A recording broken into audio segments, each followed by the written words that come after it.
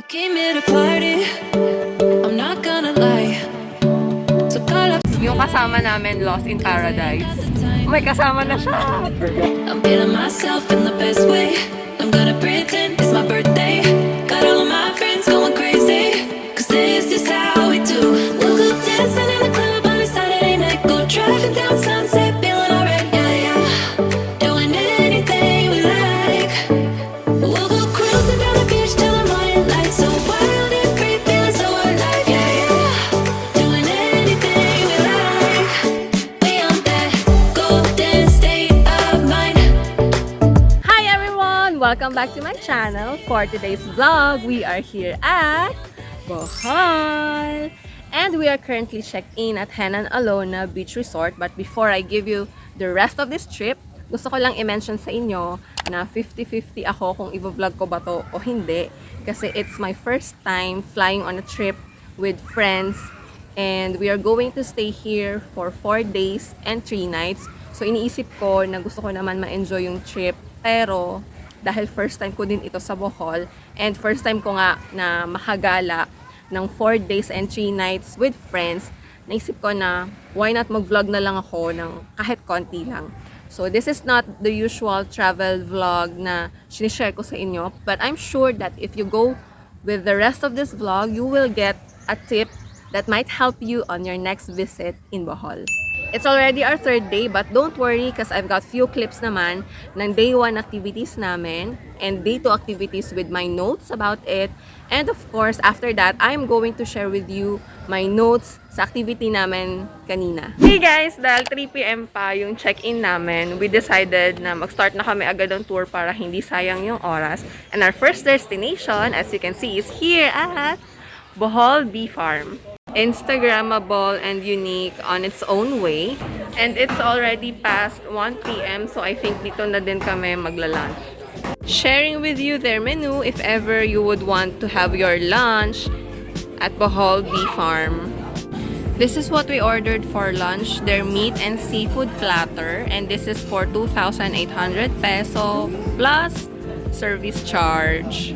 Baka maitanong nyo lang, since this place is called Bohol Bee Farm, so nasan yung mga bees? The answer is walang bees. Restaurant lang siya. Siguro dati meron, pero ngayon wala. These are their ice cream flavors. So masarap siya guys. For me, sulit yung 1 scoop na 80 pesos. We're now here at Dauis Church, pero ito talaga yung tourist spot namin. Ang ganda ng loob, guys. Oh, akala ko simple lang siya na church, pero ang ganda. Hindi ko mabigyang hustisya sa video, pero in person, ang ganda niya. So, lumapit ako sa unahan to show you na ang ganda niya. Wow! Ngayon lang ako na-stun sa Catholic Church.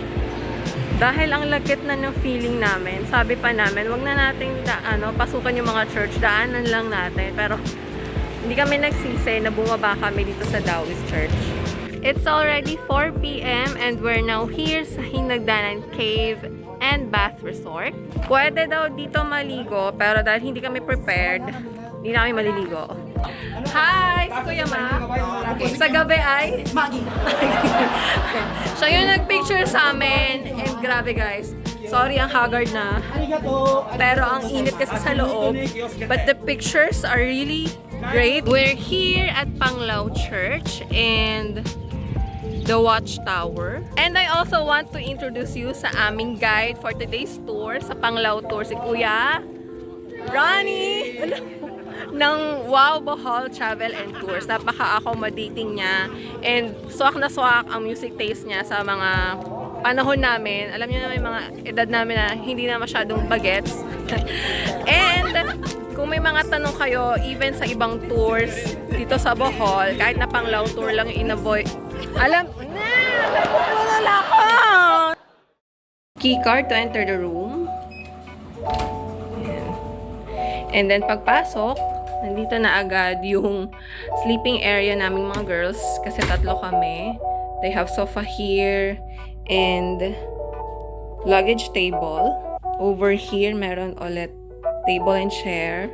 another table and chair, mirror, TV, and full body mirror here. And then, pagpasok natin dito, meron ulit luggage table, merong shoe rack sa baba. And then, this is the comfort room. Let's see. Separate ang shower, hot and cold shower sa toilet with bidet. And then, they have towels. They have Henann Company toiletries, the mirror, they have blower, and more toiletries, 2 lavatories, hand towels, and then puntahan natin yung room ng boys namin. Dito siya. But before that, on our left, you can see their hangers, they have spaces over here for your things. They have vault for your valuable belongings. And then dito, yung dalawang boys namin na kasama. It's their room. They have blinds. And they have their own mirror and own TV. I forgot to show you guys that on this shelf is their mini ref and electric kettle.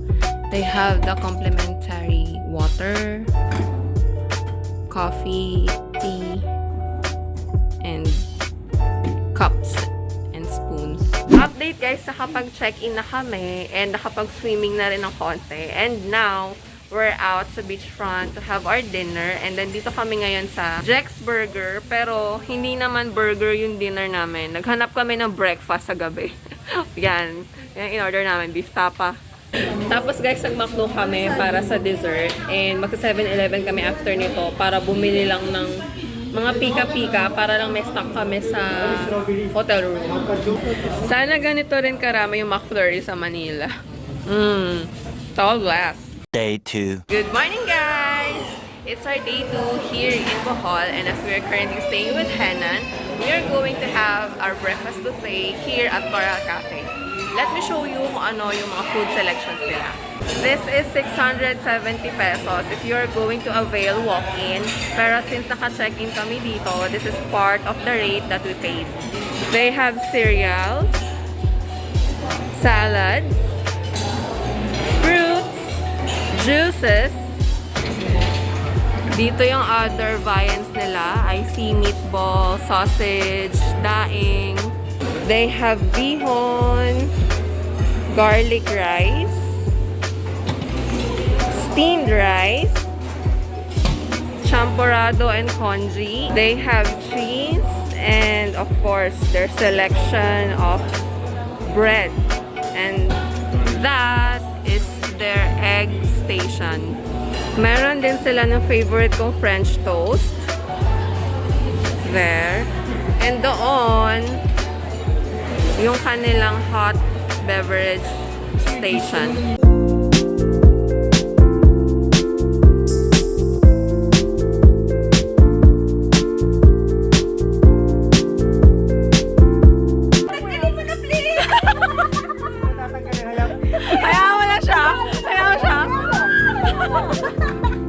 Ikot pa pa!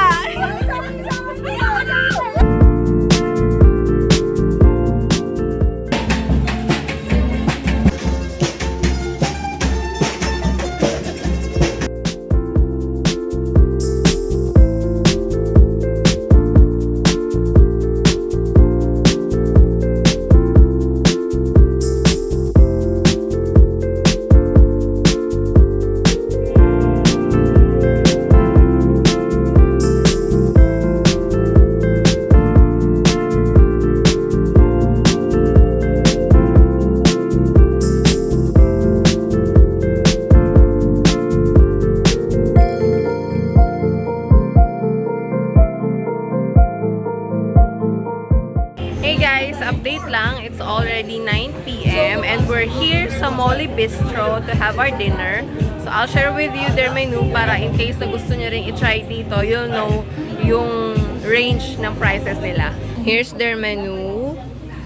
Ayan. Yan.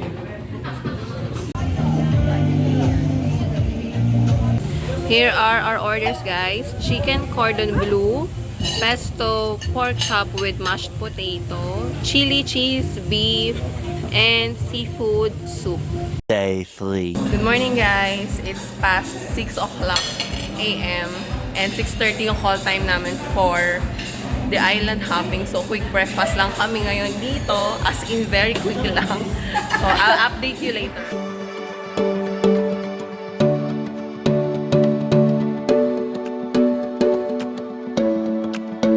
Yeah, we do it better. We don't ever care. Ignoring the pressure like it's not even there. Nah, nah. Oh. Ang konti lang yung naman niya, no? This is for 20 peso per piece. Ayan, so may bago na naman po tayong natutunan. Ayan, so ito ang tawag natin dito. Sea cucumber. Okay, 'di ba? Bakit kaya cucumber? Dahil mukhang pepino, o 'di ba? Tapos kapag pinindot mo siya, wala na ihi. Oo, kanina kasi may mga water. Pero ito, nakukuha daw to syempre sa dagat. Ayan o, ice cream. Nakukuha siya sa dagat. Tapos mahirap daw siyang hulihin kasi ayan o.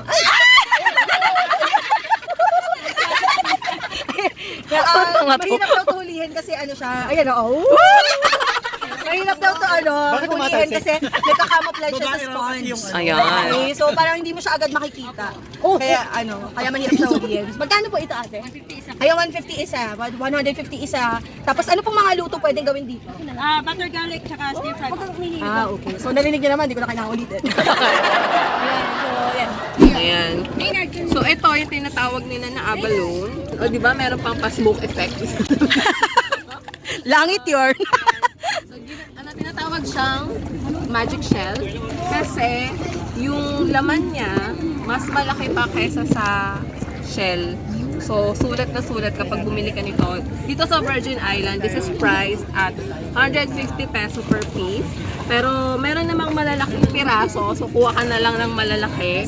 And, grabe daw ito makakapit sa mga bato. So, kung wala ka pang jowa, pwede na to. Kung wala, hindi ka na nahahalikan, uwi mo na to. So, punta na sa Virgin Island. So, like what I mentioned with you sa intro, I will share with you my notes sa island hopping activity namin kanina.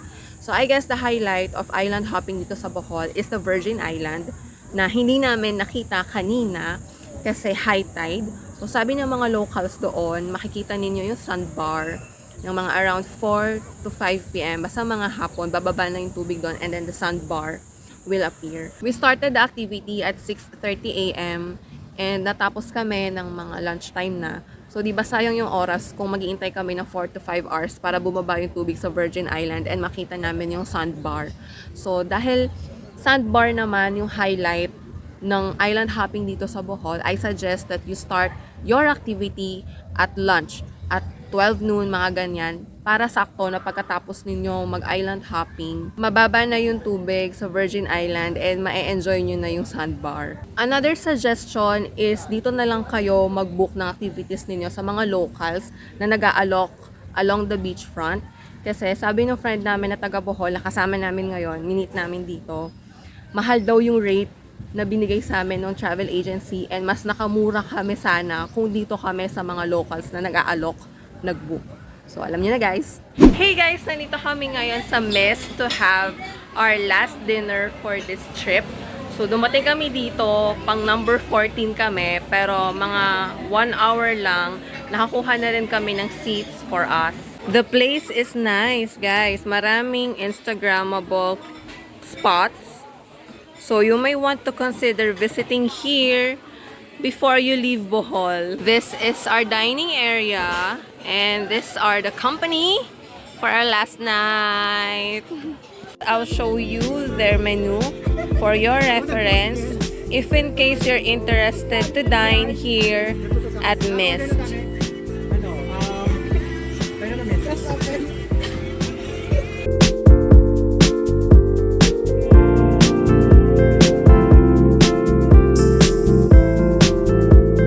Here are our guys. Parang ayaw na namin galawin. Sobrang sarap tignan. Sharing with you more Instagrammable spots here at Mist. This is their second floor. Kanina nasa third floor kami. This is part of their second floor. Oh. Dito sa first floor nila, pwede kayong mag-slide. So, yan. Nandun kami kanina sa third floor. So, meron din dito sa second floor. Ang ganda dito, guys. And ang sarap din ng food nila. Sulit for the price. This is their first floor. Ayan. So, uuwi na kami, guys. Wala na kaming gagawin. See you tomorrow. 12 o'clock midnight. Hindi po kami nagsusugal. Nagsisettle lang kami ng mga pinaluwal. Na hindi yata matatapos. Kasi wala kaming barya. The next day. Good morning! It's our last day here in Bohol for this trip. Nandito kami ngayon sa Coral Garden again to have our buffet breakfast, our last buffet breakfast. And after this, we're going to visit South Palms kasi sabi ng friend namin na taga dito, Instagrammable place din daw yon. So before kami mag-check out, we'll make time to visit that place. And then after that, magpapack. And of course, uwi na din kami. This is South Palms. From Henann to here, it's 250 pesos per tricy. So 2 to 3 person yung laman nun. Pero nag-rent kami ng car and that's 500 peso per way. So 5 kaming naghati-hati, lumalabas 100 peso lang each yung pamasahe namin. And susunduin niya rin kami mamaya. So that's another 500 pesos. So yun guys, tapos na kaming mag-picture-picture. Kaya kita nyo medyo pawis na ako. Pagbalik namin ng hotel, that's it. That's the end of our trip. If you guys like this vlog, please do give this a thumbs up or leave a comment down below if you have any question sa lahat ng bagay na na-mention ko dito. And consider subscribing for more vlogs like this coming soon. Bye! Hi, kami nga po pala ang Parever Girls. Ako lang makakapigil sa akin. Yan nga po pala si Maynard. Ang Daniel Padilla ng Mandaluyong. Daniel na pagod. Daniel na Padilla. Ito nga pala sila dito. Daniel na Tingge. Nadinan Manas? Manas. Oo, bigay. Hindi. Hindi naman. Ito kasi iba na. Kaya ganito. Iba na. Iba na. Alam. Hi. Kaya kayo din yan. Kaya yan si... Bohol Bee. Budok. Hi. My name is Iba na. Alam. So, this is all from Mandaluyong Loob. Yeah! My name is... Parang ganito. Hindi ko alam. Tulad kayo, no? Alam nyo, Kating Bernardo. Kating Bernardo. Kating ko yun. Kating Bernardo. Kating ko to.